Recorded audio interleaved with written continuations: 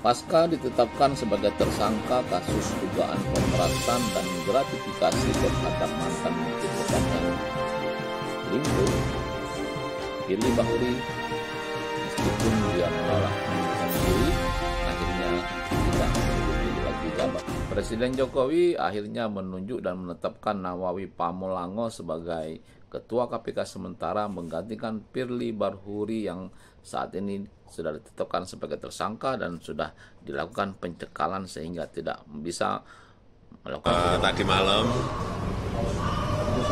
dan saya kira sudah tahu semuanya, memang aturannya seperti itu. Ketua sementara KPK dan itu memang sesuai dengan mekanisme yang ada. Menurut Jokowi sebelumnya memang ada 4 orang, tapi tidak mungkin menunjuknya keempat-empatnya, maka dipilih salah satu di antaranya yang nanti akan menduduki jabatan sementara sebagai Ketua Banyak KPK. pertimbangan, memang pilihannya ada 4, tetapi apapun kita harus memilih satu, nggak mungkin 4-4-nya yang kita mengawali pilih. karir sebagai hakim di Pengadilan Negeri Swasyo Tidore. Nawawi juga pernah ditugaskan di Tondano, Balikpapan, hingga ke Pengadilan Negeri Makassar. Nawawi mulai dikenal saat bertugas di Pengadilan Negeri Jakarta Pusat dan menjadi Ketua Pengadilan Negeri Jakarta Timur. Saat di PN Jaktim, Nawawi pernah menjadi Hakim Pengadilan Tipikor Jakarta. Nawawi terpilih menjadi Wakil Ketua KPK di tahun 2019. Untuk menetapkan Saudara FB selaku Ketua KPK RI sebagai tersangka dalam perkara dugaan tindak pidana korupsi berupa pemerasan atau penerimaan gratifikasi. Wabarakatuh. Semangat pagi, salam sejahtera untuk kita semua, salam Om Swastiastu, Namo Buddhaya, salam kebajikan. Saya hormati rekan-rekan media yang telah sabar menunggu update terkait dengan kegiatan penyidikan yang dilakukan oleh tim penyidik gabungan Subdit Tipikor Ditreskrimsus Polda Metro Jaya dan Dit Tipikor Baris Krim Polri. Dapat kami sampaikan di sini terkait dengan update kegiatan penyidikan yang telah dilakukan oleh tim penyidik gabungan sejak dimulainya penyidikan atas dugaan tindak pidana korupsi yang terjadi serta beberapa surat ataupun dokumen lainnya dan barang bukti lainnya. Selanjutnya, penyidik juga telah melakukan pemeriksaan digital forensik terhadap semua barang bukti elektronik yang telah dilakukan penyitaan oleh penyidik. Dan yang terakhir, telah dilakukan pemeriksaan terhadap 7 orang ahli yang meliputi 4 orang ahli hukum pidana, 1 orang ahli hukum acara, 1 orang ahli atau pakar mikroekspresi, dan 1 orang ahli digital forensik. Selanjutnya, berdasarkan fakta-fakta penyidikan, maka pada hari Rabu, hari ini, tanggal 22 November 2023, sekira pukul 19.00, bertempat di ruang gelar perkara di Ditreskrimsus Polda Metro Jaya, telah dilaksanakan gelar perkara dengan hasil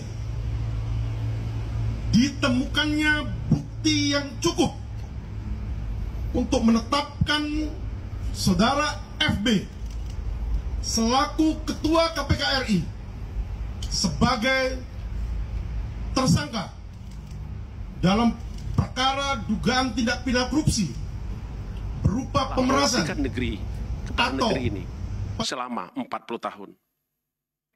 40 tahun pengabdian saya habiskan. Hidup saya lakukan untuk pengabdian kepada bangsa negara hingga berakhir sebagai purnawirawan Polri dengan pangkat Komisaris Jenderal Polisi. Saya tentu bertanya kepada diri saya, 40 tahun lama ngabdi di lembaga kepolisian negara Indonesia.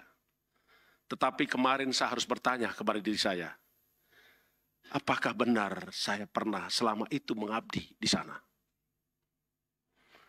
Dan mengapa markas besar itu terasa asing bagi saya? Itulah yang bergejolak pada batin saya di tanggal 16 November 2023. Saya bermaksud menyampaikan bahwa perasaan ketidakadilan itu ada, dirasakan. Dan ada benar adanya. Untuk itu, saya perlu sampaikan beberapa hal sebagai berikut. Pertama, saya mengikuti proses pemeriksaan pada tanggal 16 November 2023. Bukan dengan upaya mangkir. Karena saya sadar, saya harus taat hukum. Rekan-rekan pahami bahwa kami dipanggil untuk diminta keterangan pada tanggal 8 November 2023. Tetapi di dalam waktu yang sama, saya juga harus melaksanakan tugas-tugas saya sebagai Ketua KPK, hadir di tengah masyarakat, epicentrum pemberantasan korupsi dari wilayah barat, yaitu Aceh. Sehingga saya harus berangkat ke Aceh. Itulah sejatinya bukan dengan upaya mangkir, tetapi itu adalah menyesuaikan berdasarkan pada agenda kerja lembaga KPK. Semua bersifat informatif dan semua dilakukan secara komunikatif. Tidak pernah ada jeda antara komunikasi dan informasi. Karena sesungguhnya staf Biro Hukum dan Korsub terus membangun komunikasi dengan para pihak penyidik. Yang kedua, saya hadir dan menuntaskannya, tetapi saya sungguh dikagetkan. Mengapa kendaraan pribadi saya tidak tahu keberadaannya. Dan saya melihat tidak saya temukan kendaraan tersebut. Sehingga seseorang menyampaikan kepada saya untuk meminjamkan mobil pribadinya kepada saya dan mengantar saya keluar dari tempat.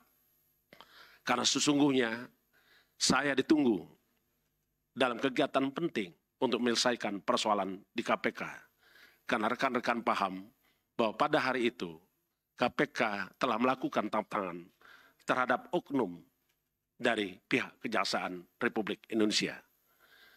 Jamwas dan Direktur Penyidikan telah hadir di KPK sampai sore hari.